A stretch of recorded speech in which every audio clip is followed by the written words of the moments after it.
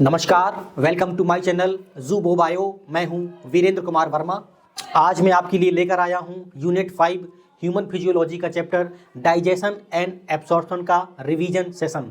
आज का लेक्चर हमारा उन बच्चों के लिए एप्लीकेबल है जो नीट की तैयारी कर रहे हैं, क्लास 11th में हैं, क्लास 12th में हैं और वो बायोलॉजी स्ट्रीम से पढ़ रहे हैं। Select what is not true of intestinal villi among followings. 4 option दे रखे हैं आपके सामने।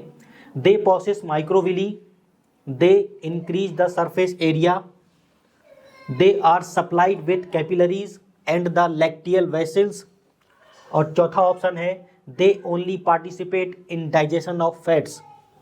जो शुरू के 3 ऑप्शन दे रखे हैं वो एकदम सही हैं।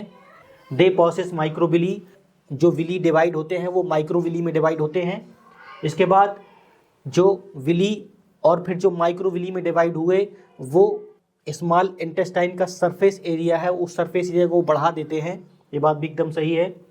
They are supplied with capillaries and the lacteal vessels. जो विली होते हैं उनमें कैपिलरी और लैक्टियल वेसल्स या लिम्फ वेसल्स का जाल फैला होता है और ये उसको ब्लड और लिम्फ सप्लाई करते हैं। ये भी एकदम सही बात है। और चौथा ऑप्शन दे रखा है they only participate in digestion of fat. जो विली या माइक्रोविली होते हैं ये केवल फैट के डाइजेशन में पार्टिसिपेट करते हैं। ये बात एकदम गलत है। आपका जो आंसर होगा वो होगा option D, they only participate in digestion of fats. ये ऑप्शन गलत है, इसलिए आपका ऑप्शन डी सही। इंटेस्टिनल विली का फिगर दिखाया गया है। ये स्मॉल इंटेस्टाइन के अंदर म्यूकोसा लेयर में बनते हैं। इसमें आप देख सकते हैं ये विलस को दिखाया गया है, विलस में ही ये माइक्रोविली को दिखाया गया है। इसमें इधर ये जो मोटी वेसल्स आप देख रहे हैं इसे लैक्टियल कहते हैं या इसे लिम्फ वेसल कहते हैं। ये फैट के एब्सॉर्प्शन में पार्टिसिपेट करती है। ये कनेक्टिव टिश्यू आप देख रहे हैं, म्यूकोसा, सब म्यूकोसा लेयर को दिखाया गया है। सब म्यूकोसा और म्यूकोसा लेयर में आप ये आर्टरी, वीन, लिम्फ डक्ट और म्यूकोसल मसल लेयर देख रहे हैं। इसके अंदर जो ये आर्टरी और वीन का जाल फैला हुआ है ये बीच में कहीं कैपिलरीज में जाके मिलते हैं। इंटेस्टिनल विली के बारे में जान लेते हैं। Present specially in the duodenum, jejunum and ileum. ये पूरी ही स्मॉल इंटेस्टाइन में प्रेजेंट होती हैं। They are small finger like projections that line the inner walls of the small intestine. Small intestine में ये फिंगर की तरह के प्रोजेक्शंस होते हैं। Each villus contains blood capillaries and a lacteal. Lacteal को लिम्फेटिक वेसल या लिम्फ वेसल कहते हैं। To aid in the absorption of nutrients like glucose, amino acids and fat. जो लैक्टियल या लिम्फ वेसल और जो ब्लड कैपिलरीज होते हैं वो ग्लूकोज, अमीनो एसिड और फैट के एब्जॉर्प्शन में पार्टिसिपेट करती हैं। They increase the surface area for efficient absorption of nutrients into blood stream.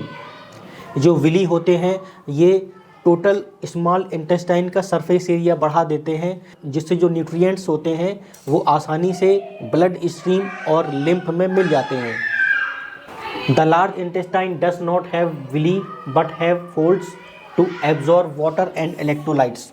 जो लार्ज इंटेस्टाइन होते हैं उनमें विली तो एब्सेंट होते हैं लेकिन उनमें वाटर और इलेक्ट्रोलाइट्स का एब्सॉर्प्शन होता है। इलेक्ट्रोलाइट्स में आपके सोडियम और क्लोराइड जैसे आयंस प्रेजेंट होते हैं। अब बढ़ते हैं अपन नेक्स्ट क्वेश्चन की तरफ। Hepatopancreatic duct open into duodenum and carries. जो हेपेटिक पानक्रियाटिक डक्ट होती है वो डिओडिनम में ओपन होती है और वो अपने साथ क्या लेकर आती है ये आपको बताना है। Bile, pancreatic juice, both bile and pancreatic juice, और डी ऑप्शन है सलीवा। इसका जो आंसर होगा वो होगा option C, both bile and pancreatic juice. जो हेपेटोपानक्रियाटिक डक्ट होती है और जो डिओडिनम में ओपन होती है वो आपका बाइल और पानक्रियाटिक जूस लेकर आती है। तो ये आप फिगर देख रहे हैं एलिमेंट्री कैनाल का और इसमें हेपेटोपानक्रियाटिक डक्ट को दिखाया गया है। इसमें आप ये देख सकते हैं लीवर का फिगर है।